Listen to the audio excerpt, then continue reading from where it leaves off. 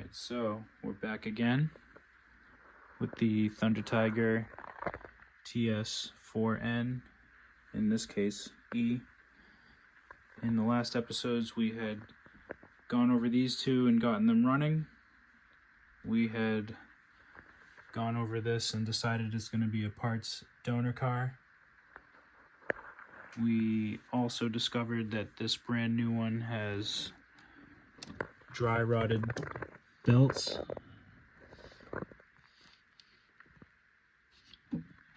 So we'll have to source new ones. And now we're going to go over these two. Let's go under the hood of this Ford Focus. So here's the electric one.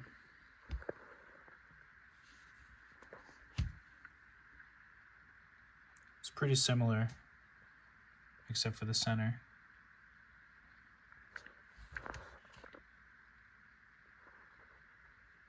I actually had to get special lipos to run this because the battery compartment is shaped a specific way. And unfortunately, one of the wires rubbed on a tire when I was running it.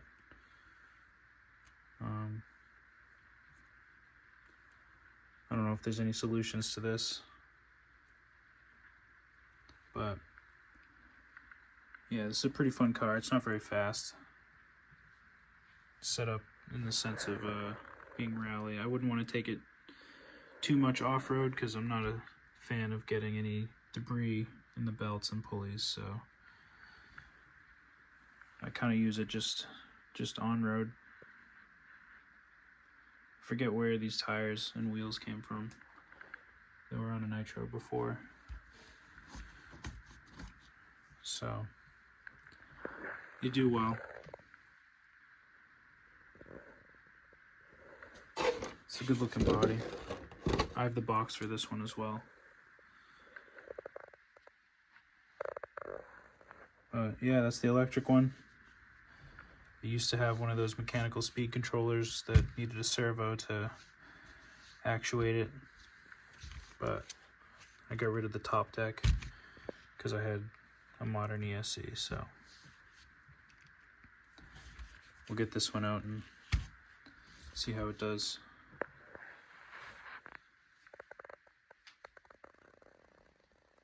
But that's the electric one, so let's check out the Hummer.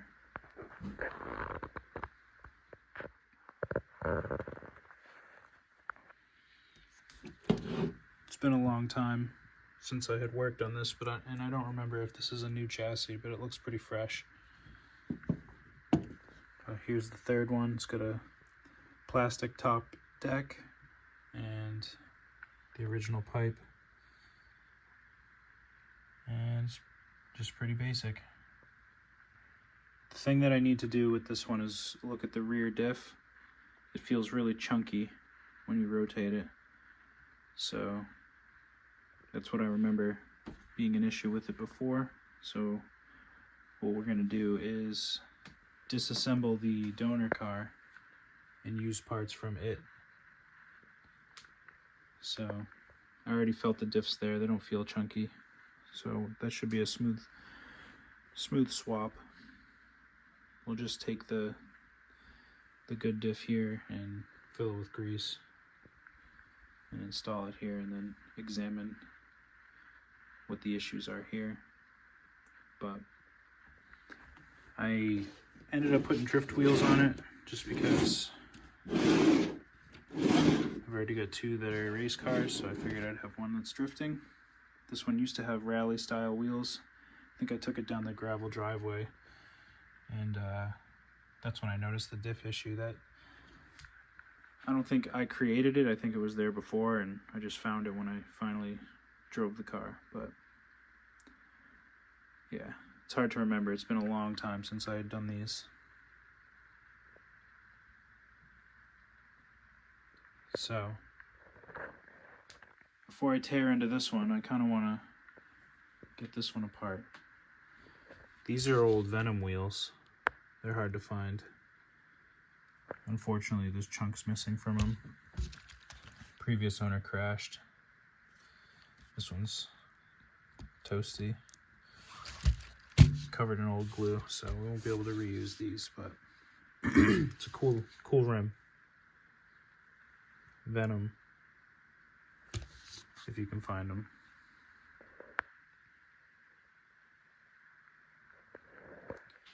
These are nice cars. They drive really good.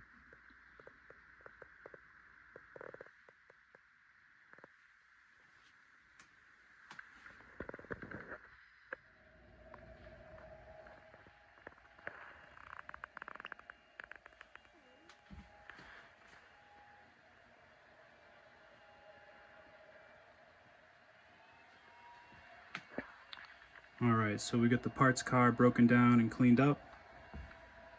And I'm going to go ahead and get this stuff put away so that way I can add this to the parts stash. So this is what I find to be HPI stuff. I also think this tank was HPI. The previous owner lost or failed to install the cap spring, so they had fastened it down with this zip tie in order to keep it in place. So I think the tank is still good. I think the tanks are still good on these two as well. I think we just need new caps. So now the Team Associated was smart enough to release or re-release their vintage stuff, we can source the parts needed to fix that. I think they have a tank cap kit, if you will. So I got to get these differentials disassembled and see what the deal is inside them and replace the one in the back of the yellow Hummer. But before I do that, I want to go ahead and take the Ford Focus out for a little run in the driveway before I take these out later for testing.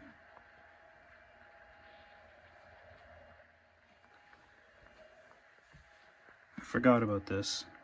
I do remember running the car, but unfortunately this battery is just too long and doesn't allow for the doors to close and the battery stay. So I needed to source some straps, and I noticed that these ones look to be cut to be a little narrower. And now I remember that I did have to use straps to run this last time. Actually, I ended up using this battery in the TS-4n, and that's where the rubbing occurred, because I needed to use an adapter because I have a different ESC in there, so the wire was longer and flopping around.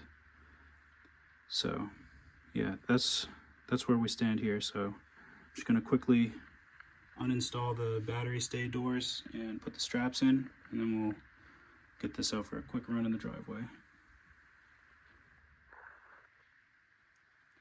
Alright, so I ended up putting back one of the battery stays because one of the straps ripped. So I'm going to use one strap and one battery stay, and between the two it shouldn't slide around, especially with the body on. So I'm just going to do a quick shakedown in the driveway. It's actually pretty dark. I didn't realize how much time I spent tinkering around with all this stuff.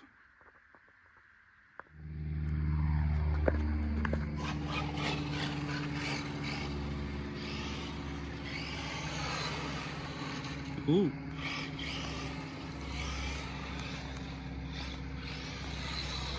It's not very fast. Suppose I could look into the gearing. I don't remember how adjustable the motor mount is, but I just wanted to see how it does. So I'll bring this down to the field when I test that the Hummer.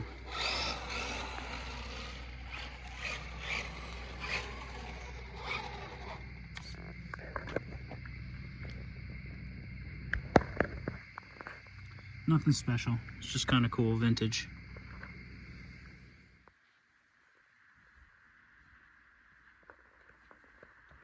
Alright, so the inside of these diffs are intact, and It's just some old grease. Luckily the gaskets are fine too. So I'm gonna pack both of these with grease and uninstall the one that's in there and open it up and find out what's going on inside. It does feel clunky, and I did decide that I'm going to put a set of foams on here. I can't read what the labels say, but the F40 I think is the wider one, and I don't know if that means the width for the front, and then the R34 meaning the width for the rear. I don't know, but I'm going to put the wide ones on the rear and the narrow ones on the front. So, I mean, I probably could take a picture of this and send it to AI and determine what it says, but I don't really care enough. This isn't a race car, so that's the plan. But just to demonstrate how clunky the differential is, of course it doesn't do it. There we go, right? It's like getting stuck in and out.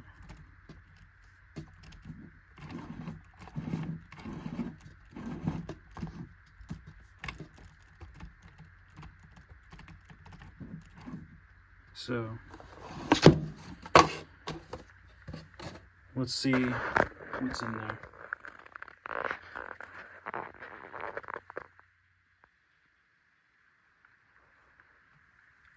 So there doesn't appear to be anything wrong with the internals here. And the grease seems to be on the fresher side. Replaced by me, I think. So I have no idea why this diff is feeling chunky, but I'll disassemble it fully and clean it and reassemble it at some point in the future. But for now, I'm going to go ahead and install this one. Oh, it felt the best, and so I just packed it with grease and going to reinstall it here and then do a tire swap. And then we should be good to head out to the field. One quick thing I noticed when I was taking it apart is that the plastic chassis has a brace that goes from the center chassis to the rear bulkhead for stability, but it looks like I must have cut it out to fit this engine in here. So that's just something to note. But I'm going to get this back together. Alright. I got to get out there. I have just enough time to test it. The throttle servo was giving me a little bit of trouble, but once power started getting through it, it started working more normal. But it's a little bit glitchy once you let off the throttle. But I have a full battery and the brakes work, so we're going to go for it. So,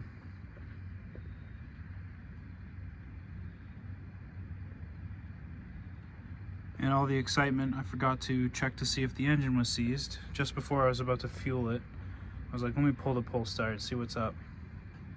I bet the one-way bearing is shot too. So, I didn't even consider the fact that I had put it away dirty and I needed to check the engine. You can see that the pull start spring is pulling it ever so slowly. It was fully extended. I ended up pulling the head off just to see if I could get the engine free. I reinstalled it and it's about halfway done retracting. So it was a wash as far as running this. I was looking forward to seeing how it performed with these tires, if there was any differences between this and the other car, but it is what it is. So I'll at least rip this around a little bit.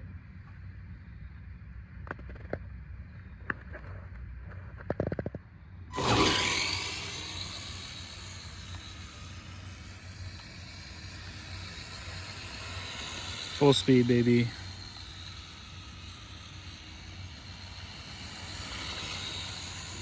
This is not very fun, but it's pretty cool. I think this would do well on a rally course. You know, the ones that are chalk lines and you chase the car. I don't think it's meant for top speed, obviously.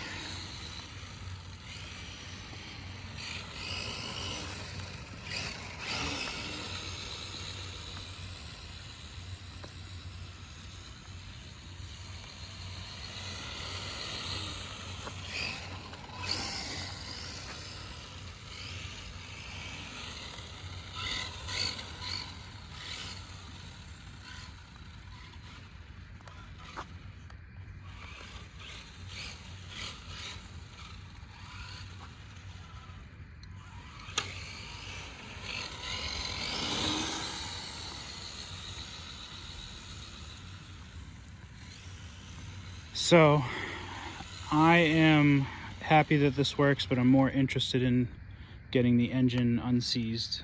So, I'm gonna go do that instead.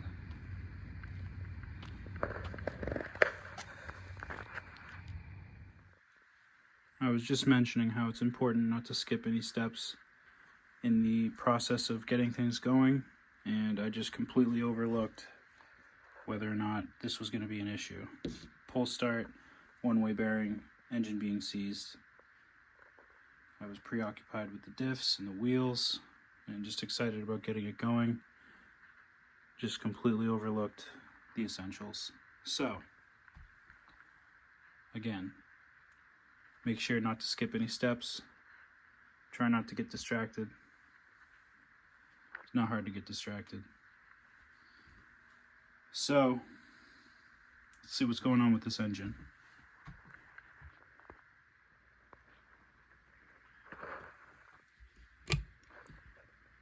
So we pulled the back plate and the one-way bearing seems to be all gunky. Fortunately, I had an extra one in that extra engine bag. So I'm gonna see, well, I already checked, this one does work. I'm gonna see about getting this one cleaned up and operating again. Fortunately, the backplate gasket was intact. I was able to remove it with that dental tool, and I'm glad that it's intact, so we can use it and reinstall it. So that is the deal. So let's see about cleaning the back of this block off a little bit, getting the back plate here clean, the pilot shaft, or start shaft, I don't know what you want to call that, clean, and then see about cleaning this one-way bearing, and then hopefully it can be used again, and we should be able to get this thing unseized. While I get the back plate off, I'll probably put a few drops of nitro in there. But that's what we're gonna do. All right, so we're in business here, and the rear diff feels good. So let's give this a bench start.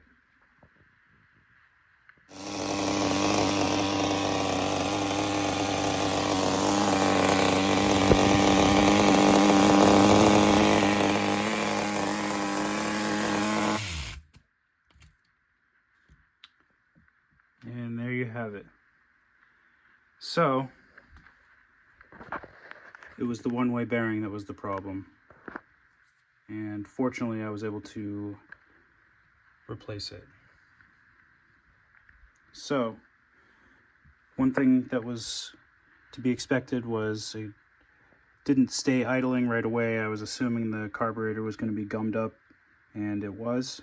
So, I needed to get it started and then rev it so that way we could clear out the carburetor, and after doing so it turns right over and we have no issues starting it. So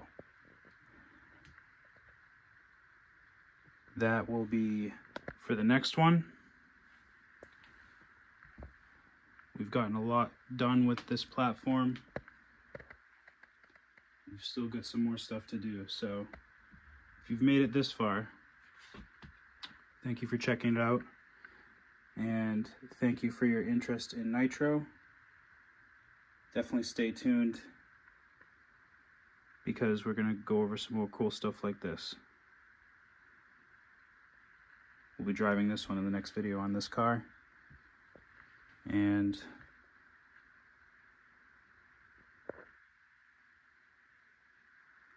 I don't really have much more to say. So